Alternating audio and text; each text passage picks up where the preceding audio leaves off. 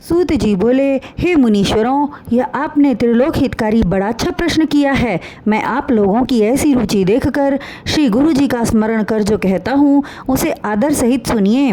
कली के पापों का नाश करने वाला परमार्थदायक शिवपुराण नामक ग्रंथ सब ग्रंथों से उत्तम और वेदांत सार का भी सर्वस्व है, जिसके पढ़ने सुनने से मनुष्य सर्वोत्तम शिवगति को प्राप्त होता है।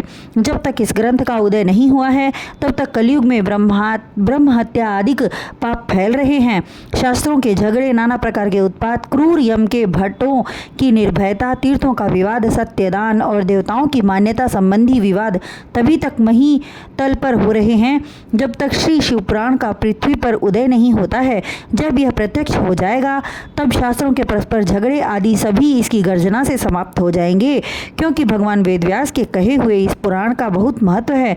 इसके कीर्तन और श्रवण से जो फल प्राप्त होता है वह सब का सब तो मैं नहीं कह सकता, किंतु उसका कुछ महात्म मैं आप लोगों से कहता हूँ। ध्यान देकर सुनिए। इसमें मैं अपनी ओर से कुछ नहीं कहूँगा, जो व्यास जी ने कहा है वही कहूँगा। व्यास जी ने कहा है, यदि शिवपुराण का एक या आधा श्लोक भी कोई पढ़ेगा तो वह पाप से छूट जाएगा, और यदि सावधानी से संपूर्ण पढ़े तो जीवन मुक्त हो जावे, और इसके अनुसार आचरण करे तो एक एक दिन में एक एक अश्वमेघ का फल पावे।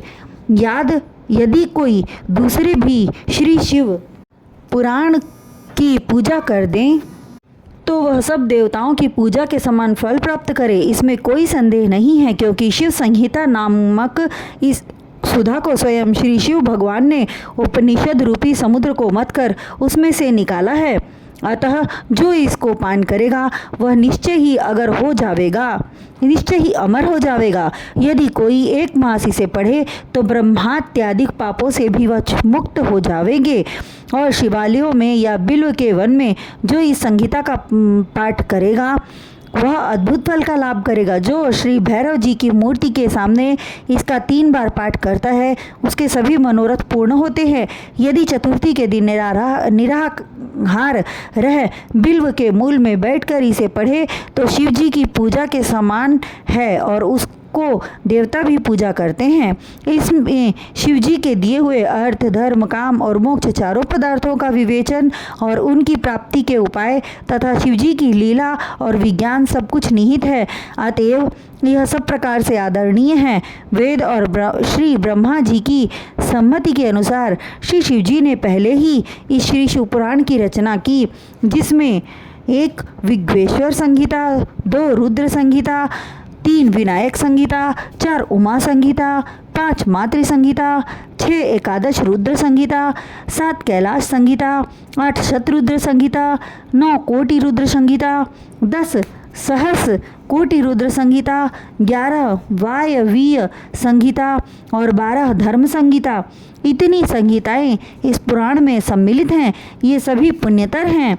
इनमें 1 विश्वेश्वर, 2 रुद्र, 3 विनायक, ये तीनों संहिताएं 10-10 हजार तथा उमा और मातृ ये दोनों 8-8 हजार, और एकादश रुद्र संहिता 13 हजार, कैलाश संहिता 6 हजार, शतरुद्र 3 हजार, कोटि रुद्र 9 हजार, सहस्त्र कोटि रुद्र 11 हजार, वायव्य संहिता 10 हजार और धर्म संहिता 12 हजार। कुल 1 लाख श्लोकों का यह पुराण है, परंतु इसे शिवजी ने अब केवल 24,000 का ही सबके लिए रख दिया है, और पुराणों में यह चौथा पुराण कहा जाता है। परंतु अब इसमें 7 संहिताएं ही प्रधान हैं, अन्यथा सृष्टि के प्रारंभ में शिवजी ने इसे 100 करोड़ श्लोकों में कहा था।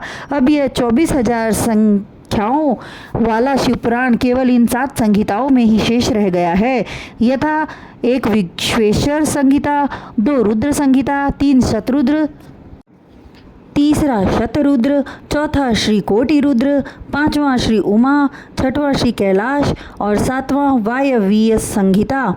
जो इस सप्त संहिता युक्त श्री शिव महापुराण को आदर सहित पूरा पढ़ेगा वह जीवन मुक्त हो जाएगा।